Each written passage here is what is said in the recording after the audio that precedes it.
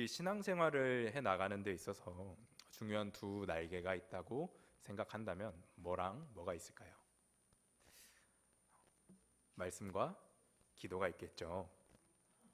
말씀과 기도가 균형 잡히지 않은 신앙생활을 하게 된다면 쉽게 우리는 추락하고 말 것입니다. 말씀 많이 읽으면 물론 좋죠. 그런데 말씀을 많이 읽는데 그것을 묵상으로 읽는 것이 아니라 그냥 단순히 나의 성경의 지식을 늘리기 위해 읽어 나간다면 우리는 결국 그 성경의 이야기를 가지고 다른 사람들을 정죄하는 데 쓰게 될 것입니다. 만일 우리가 말씀을 읽지 않고 기도만 하게 된다면요, 말씀 가운데 드러나 계신 하나님의 뜻을 구해야 하는 게 우리인데 내가 만들어낸, 내가 원하는 하나님의 모습을 기도하게 되는 모습이 될 수 있다는 것입니다. 정말 우리가 말씀 읽고 기도 생활하는 가운데에서 이 균형을 잘 맞추며 나아갈 수 있길 소망합니다. 그런 면에서 오늘 우리에게 권면을 주고 있는 사도 야고보의 말이 참 도움이 많이 되는 것 같은데요. 오늘 본문 말씀 살펴보기 이전에 지난 시간까지 야고보서 말씀 다시 한번 살펴보길 원합니다.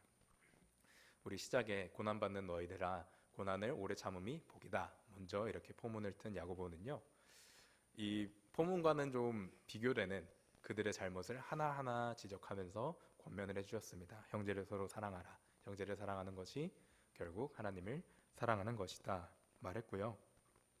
우리 5장 상반절의 말씀에는요, 이제 그 모든 권면을 마무리하고 나서 형제 자매들에게 결국 지금 여러분이 겪고 있는 고난을 이겨내면 그것이 참 복된 것입니다. 그렇기에 여러분이 지금 겪고 있는 여러분의 고난이 하나님 앞에서 참 복됩니다. 이야기해 주었습니다. 야고보가 분명히 얘기했죠. 우리가 고난의 시기를 믿음으로 잘 이겨낸 사람 보면서 뭐라 그런다고요?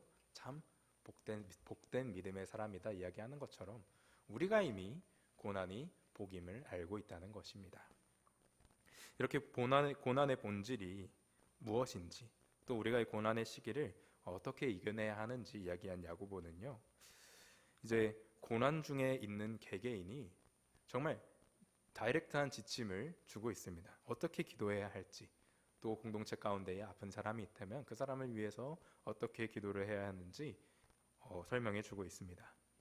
그래서 오늘 말씀 통해서요, 먼저는요, 나의 기도 생활은 어떻게 이어지고 있는가, 특별히 나의 인생이 고난의 시기를 지나고 있을 때 나의 기도 생활은 어떤 모습이 되었는가 한번 먼저 살펴보길 원합니다. 그리고 더 나아가서 정말 기도를 할 때에 나를 위한 기도에서 멈춰서는 것이 아니라 우리 공동체 안에 아파하고 있는 누군가를 향해, 영적으로 육적으로 아파하고 있는 이들을 향해 기도해 줄 수 있는 믿음의 결단이 우리 가운데 있기를 축원합니다. 우리 13절 말씀 한 목소리로 다시 한번 읽어보도록 하겠습니다. 시작.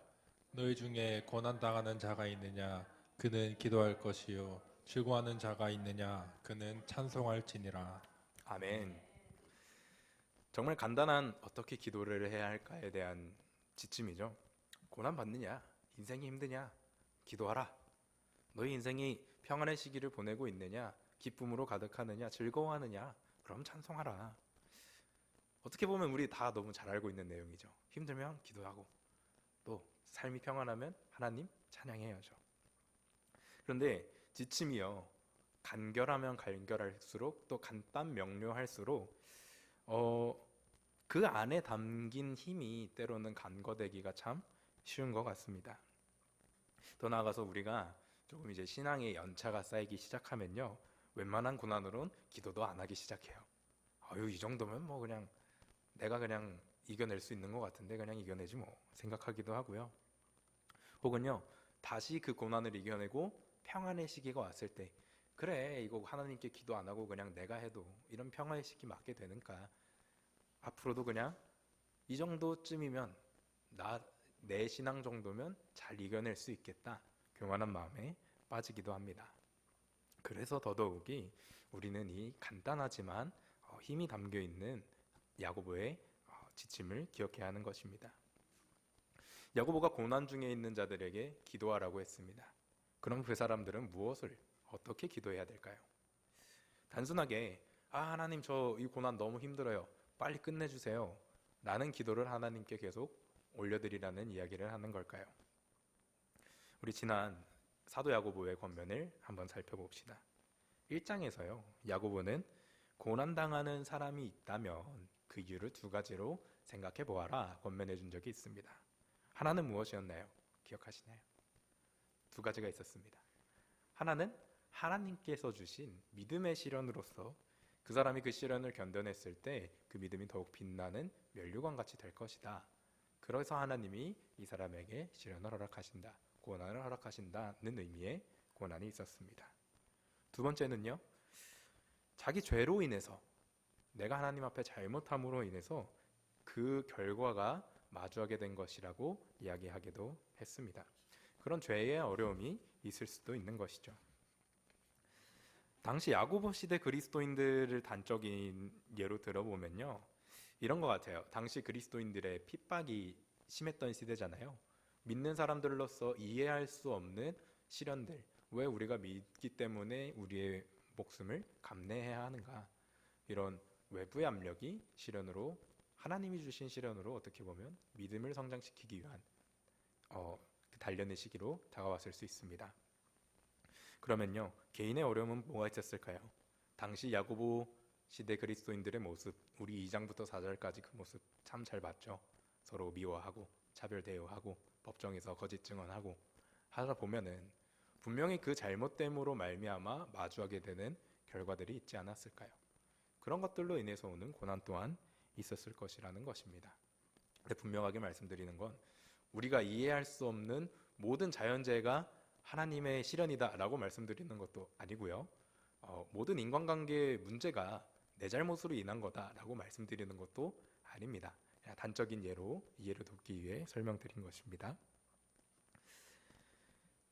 그래서 이런 두 부류의 시련이 있을 때 야고보는 결국 이야기해요. 너희가 이게 하나님으로부터 온 믿음의 시련인지 너희 잘못으로 생기게 된 죄의 결과인지 잘 구별하라고 얘기했습니다.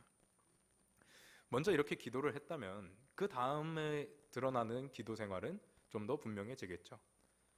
하나님께 간구함으로 이것이 하나님의 것인지 또 사람의 것인지 구하는 지혜를 주셨을 때, 이게 내 죄로 인한 결과임이 드러났다면 회개로 이어져서 관계의 회복을 위해 기도하며 나아가야 하는 것입니다.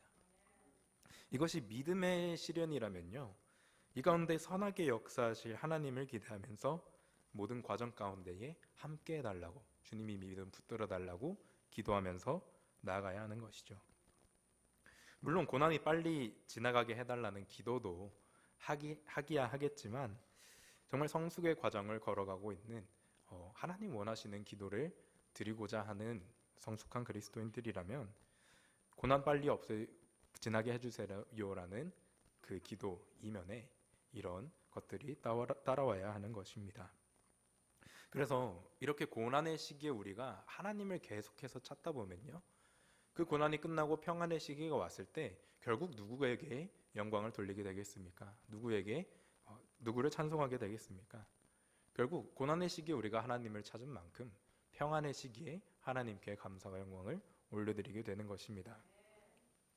고난의 시기를 정말 그 상황에서 허우적거리며 나아가는 것이 아니라 우리가 정말 온전한 기도로 하나님이 원하시는 분명한 뜻이 이 고난 가운데 어디에 있는지 분별하며 나아갈 수 있는 저와 여러분들 되기를 축원합니다.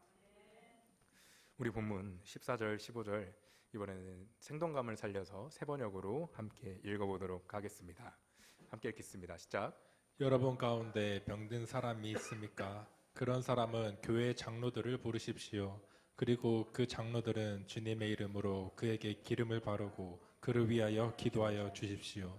믿음으로 간절히 드리는 기도는 병든 사람을 낫게 할 것이니 주님께서 그를 일으켜 주실 것입니다. 또 그가 죄를 지은 것이 있으면 용서를 받을 것입니다. 아멘. 앞에서 이제 고난당하는 자, 즐거움 받은 자에게 분명한 지침을 주었죠. 이제 분명하게 몸이 병든 자들이 어떻게 기도를 해야 하는가, 그 지침을 주고 있습니다. 그런데 앞선 둘과는 분명하게 다른 점이 있어요. 야고보는 이 병중에 있는 사람들에게 스스로 병이 낫기를 위하여 기도하라 라고 이야기하지 않고요. 교회에 장로들을 청하라 라고 분명하게 다른 사람 데리고 와서 기도하라고 이야기합니다. 여기서 장로는요, 우리 교회 어르신들을 지칭하는 게 아니라 당시 교회 문화를 살펴봤을 때 교회를 감독하면서 또 치리했던 지금 현대교회의 조금 담임 목사님 혹은 교역자들 같은 역할을 맡고 있던 게 당시의 장로님들이었습니다. 그래서 그 장로님들을 초청해서 뭐 하래요? 기름을 바르고 위에서 기도해 주십시오. 다른 사람들을 초대하는 분명한 이유가 있었을 것입니다. 여러분 혹시 몸이 안 좋아서 입원해 보신 분이 있으실까요? 저도 어렸을 적에 입원 생활을 꽤나 오래 해봤는데 가족 중에 누군가가 혹은 소중한 누군가가 입원 중에 있으면 그게 본인이 됐든 가족이 됐든 영적으로 분명하게 이 상황을 바라보기 어려울 때가 참 많은 것 같아요. 그래서 나 혼자 기도하다 보면 이 모든 상황들이 하나님의 심판인 것만 같고 버린 것만 같고 느껴질 때가 있기 때문에, 그렇기 때문에 사도 야고보는 분명하게 병중에 있는 사람들이 신앙적으로 바로 서지 못할 경우가 많으니 성숙한 신앙인을 데려다가 함께 기도하라 라고 이야기하지 않았을까 생각해 봅니다. 그런데 이 장로들을 초청하는 게 한편으로는, 장로들을 초청해서 행해지는 게 한편으로는 좀 의문이 들어요. 기도하는 것까지는 알겠는데 그럼 이 기름 바르는 거는 왜 하는 걸까요? 당시 문화를 한번 살펴보겠습니다. 병든 사람을 치료할 때요, 이 올리브 기름을 바르는 게 실제적인 의료 행위였다고 합니다. 그래서 1차적인 의미론 장로들이 병든 사람한테 가서 치료 행위도 같이 하라, 직접 그 사람을 만나서 실질적인 도움을 주고 기도도 해주어라, 이런 의미로 받아들일 수 있을 것입니다. 그런데 다른 한편으로는요, 이 기름 바르는 행위를요, 병자의, 이 아픈 사람의 마음의 위안을 얻도록 상징적으로 행해졌다라고 이해하기도 합니다. 하나님의 특별한 은혜 받은 자로서 이렇게 구별해 놓습니다 라는 상징으로 발라놓았다는 견해도 있습니다. 그런데 이 기름 바름의 의미가 무엇이 됐든지 우리가 주목해야 할 것은요, 기름 바르고 기도하는 것이 모두 주님의 이름으로 행해져야 한다는 것입니다. 야고보는요, 분명하게 이 말씀들을 통해서 병자를 낫게 할 수 있는 분은 하나님밖에 없으시다는 것을, 너희가 주님의 이름으로 기도하고 함께 축복해 준다면 하나님께서 그를 일으키시리라 말하고 있는 것이죠. 그래서 15절 상반절의 말씀을 이렇게 강조하고 있는 것입니다. 믿음의 기도는 병든 자를 구원하리니 주께서 그를 일으키시리라. 아멘. 하나님이 병든 자를 일으키신답니다. 그런데 일으키시는 것뿐만 아니라 야고보가 한 가지 더 언급하는 것이 있는데요, 죄를 지은 것이 있다면 용서받을 것입니다 라고 이야기해요. 몸이 아픈 것이 우리 죄 지은 것과 연관이 있을까요, 여러분? 사람이 병드는 게 다 하나님 앞에 잘못해가지고 이전에 있던 죄들 때문에 그렇게 된 걸까요? 아니라는 사실을 여러분 다 알고 계시리라 믿습니다. 물론 제가 아예 관계가 없다라고 말씀을 드리는 건 아닙니다. 질병이요, 하나님이 허락하신 시련이거나 정말 내 죄에 대한 벌이라면 주실 수도 있겠죠. 그런데 유대인들이 예수님께 나와서 이런 질문을 한 적이 있습니다. 이 소경이 소경된 것은 누구의 죄 때문입니까? 그의 죄 때문입니까? 부모님의 죄 때문입니까? 물어봤을 때 예수님 뭐라 그러세요? 둘 다 아니다 이야기하시잖아요. 이 대답을 살펴보면 단적으로는요, 죄와 질병의 관계가 무조건적으로 있는 것은 아니다, 우리는 살펴볼 수 있습니다. 또 우리 구약 시대의 의인 욥의 모습을 살펴봐도 그렇잖아요. 몸에 종기가 나고 피부가 뒤집어지고 질병을 얻게 되는 것인데 그것이 욥이 잘못해서 얻은 거였나요? 그것도 아니었죠. 그래서 우리가 이 말씀 구절만 가지고 조금 아픈 분들에게 가서 혹은 마음속으로라도 그래 저 사람 저거 아픈 거 옛날에 하나님 앞에 다 잘못해서 그런 거야.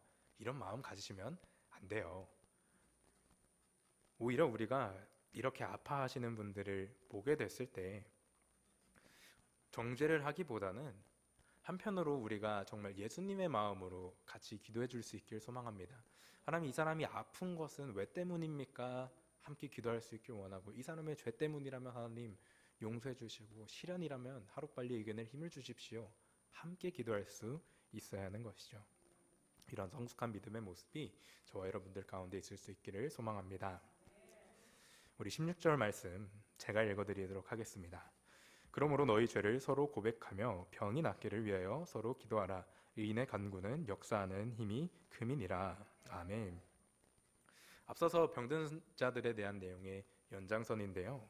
너희는 문맥상 분명 병든 자들을 향해 이야기하는 것이라고 우리는 알 수 있습니다. 앞서서 장로들을 청해서 뭐라 그랬어요? 먼저 기름 바르고 기도해 주라. 그리고 나서 뭐 하래요? 서로 죄를 고백하며 병이 낫기를 함께 기도하래요. 저는 이 말씀을 읽으면서 왜 병든 사람들이 죄를 고백해야 하는가에 대해서도 한번 고민을 해봤습니다. 근데 고민을 하다 보니까 내가 병이 들었을 때 하나님, 저 병든 것이 이것 때문입니다, 저것 때문입니다, 일부러 막 고백을 해라 라는 말씀으로 읽어지지는 않았습니다.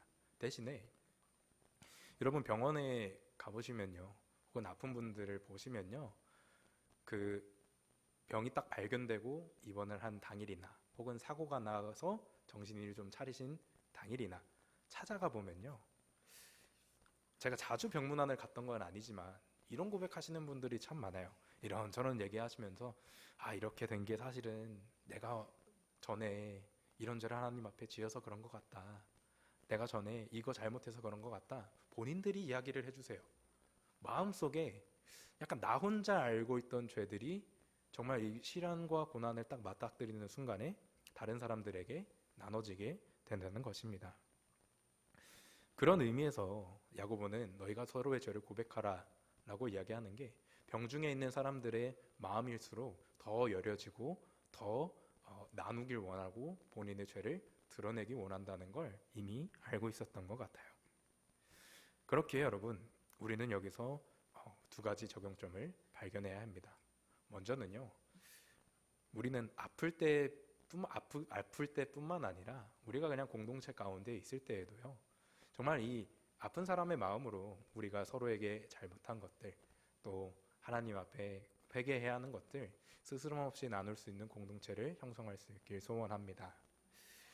또 하나는요, 우리가 정말 아픈 분들을 위해서 병문안을 가게 될 때나 혹은 그분들의 이야기를 들어주게 되셨을 때 그분들은 막 툭툭 던지시는 말들이 있을 거예요. 그 가운데에서 우리가 기도 제목이 무엇인가요? 여쭤보지 않고도 그분들의 이야기를 듣고 고백되는 죄의 내용들을 듣고 어떻게 그분들을 위해 기도를 해줘야 할까 깨달을 수 있는 영적 민감함 또한 있을 수 있기를 소망합니다. 그래서 이런 진솔한 이야기를 듣고 함께 기도해 주는 가운데 사도 야고보는 분명하게 이야기합니다. 우리 16절 하반절인데요, 뭐라 그러나요? 의인의 간구는 역사하는 힘이 큼이니라. 아멘. 여러분, 간구하는 기도의 능력을 믿으십니까? 정말 우리의 힘으로 기도하는 것이 아니고 사도 야고보의 권면처럼 주님의 이름으로 우리가 기도하는 것이기 때문에 그 능력 또한 믿으며 나아갈 수 있는 우리 되길 소망합니다. 그리고 우리가 하는 이 기도가 얼마나 능력의 기도인지 사도 야고보는 이 17절, 18절을 통해 이야기해 주는데요. 우리 17절, 18절 세 번역으로 함께 읽도록 하겠습니다. 시작. 엘리야는 우리와 같은 본성을 가진 사람이었지만 비가 오지 않도록 해달라고 간절히 기도하니 3년 6개월 동안이나 땅에 비가 내리지 않았으며 다시 기도하니 하늘이 비를 내리고 땅은 그 열매를 맺었습니다. 아멘. 여러분, 엘리야 선지자가 유대인들 사이에서 모세와 함께 가장 위대한 선지자로 여겨지던 사람 중에 하나였습니다. 그래서 막연하게 유대인들 사이에선 이런 생각이 있었겠죠. 엘리야의 기도 정도라면, 그치, 엘리야가 기도했으니까 비가 안 오고 엘리야가 기도했으니까 다시 비가 왔겠지. 우리가 하는 기도랑은 차원이 달랐을 거야. 막연하게 생각이 있었을 수도 있을 것 같습니다. 그런데요, 사도 야고보는 분명하게 엘리야는 우리와 본성이 같다고 이야기해요. 우리도 엘리야의 인생 참 잘 알고 있지 않습니까?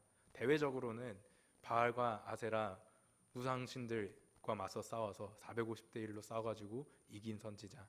오늘 야고보가 멘션한 것처럼 비도 안 오게 하고 비도 오게 할 수 있는 위대한 선지자인데, 그 삶을 살펴보면요, 사역하다가 하나님 저 힘들어요, 그만해요, 그만하고 싶어요, 못하겠어요, 도망가기도 했고요. 아합 왕이 무서워서 도망을 가기도 했고요. 아세라의 핍박이 두려워서 저 이제 그만하겠습니다. 인간적인 모습들도 참 많이 보여줬습니다. 그래서 그런 본성이 지금 우리와 참 다를 것이 없다라는 권면을 주고 있는 것이죠. 그런데 이렇게 다를 것이 없는 사람도 하나님의 이름으로 기도하고 주님의 이름으로 말씀을 대언했을 때 능력이 나타났듯이, 지금 사도 야고보의 권면이 그거예요. 지금 여러분들 가운데에 아픈 분들, 또 고난받고 있는 분들 함께 모여서 서로 아픔을 나누고 서로 기도한다면 그 가운데에 회복시켜 주실 하나님의 능력이 기대되시지 않습니까? 이야기하고 있는 것이죠. 저는 이 야고보의 권면이 우리의 것이 되길 소망합니다. 여러분, 엘리야처럼 기도할 수 있으시대요. 참 권면이 되지 않습니까? 이게 막 그렇다고 비 안 오게 해달라고 뭐 그런 기도를 올려드리는 것은 아니지만, 그 정도의 능력을 가지고 여러분이 누군가를 위해 중보기도할 수 있다는 거예요. 나뿐만 아니라, 나를 위한 기도뿐만 아니라 지금 여러분 옆자리에 계신 분들 서로의 기도 제목 알고 계신가요? 그 기도 제목을 가지고 기도해 줄 때 하나님의 능력이 나타나게 된다는 것입니다. 우리가 삶에서 그 지혜를, 또 그 기도의 능력을 놓치지 않을 수 있길 소망합니다. 오늘 야고보서 통해서요, 결국 사도 야고보는 삶의 현장에서 우리가 고난을 맞닥뜨렸을 때 실천적으로 기도 생활을 어떻게 이어나가야 하겠는가 분명한 지침을 주었습니다. 그래서 우리가 우리 스스로의 삶 가운데에서 내가 지금 고난 가운데 있구나, 내가 지금 정말 실질적이잖아요, 나 삶이 좀 힘들어, 혹은 나 삶이 너무 기뻐, 몸이 안 좋아, 이런 분명한 상황 가운데에서 우리가 기도로 나아갈 수 있는 믿음이 있을 수 있길 소망합니다. 힘들 때는요, 간구하는 기도로 하나님, 이 고난의 시작이 무엇이며 그 끝에 어떤 하나님의 뜻이 있는지 알게 해주시옵소서 기도할 수 있길 소망합니다. 기쁠 때는요, 하나님 이 모든 거 허락하시고 이 고난 지나게 하시고 내 삶에 풍족하게 하시니 감사합니다. 더 나아가서요, 이 개인의 기도에서만 멈추는 것이 아니라 지금 여러분 바로 옆에 계신 분들, 또 우리 이 공간에 함께 있는 공동체를 위하여서도 기도할 수 있길 소망합니다. 무엇보다도요, 우리 병중에 계신 분들을 전심을 다해, 병중에 계신 분들을 위해 전심을 다해 기도해 줄 수 있길 소망합니다. 우리 성경에서 장로들만 가서 기도했다는 이야기 가지고 목사님이랑 저기 교역자분들만 가서 병문안 가시면 되겠네요 하시면은 이런 말씀드리긴 외람되지만 하수이십니다. 우리도 정말 예수님의 마음 본받아서 우리가 갈 수 있는 곳이라면 마음 가지고, 예수님 마음 가지고 가야 하는 것입니다. 그리고 한 가지 더 권면드리는 것은 아까 말씀드렸던 것처럼요, 우리가 정말 이 공동체 안에서도 또 정말 내 옆 사람과도요, 그냥 표면적인 기도의 제목들만 나누는 것이 아니라 그냥 내 삶에서 벌어지고 있는 일들을 약간 노티파이 해주는 정도의 기도 제목이 아니라 정말 내 마음 가운데에 깊숙이 숨어있는 기도의 제목들 함께 나눌 수 있길 소망합니다. 그런데 그게 가능해지려면요, 여러분, 우리가 먼저 서로 성숙해져야 돼요. 신앙적으로. 그런 은혜가 우리 가운데 있을 수 있기를 소망합니다. 정말 우리가 이렇게 기도하는 공동체가 되어 나아갈 때요, 하나님의 뜻을 더욱더 알게 되는 줄 믿습니다. 그리고 무엇보다도요, 로마서 말씀에 사도 바울은 이야기합니다. 우리가 성령님의 이름으로, 하나님의 이름으로, 예수님의 이름으로 기도를 하지만 우리를 위하여서 또 기도해 주시는 분이 성령 하나님이시다 이야기합니다.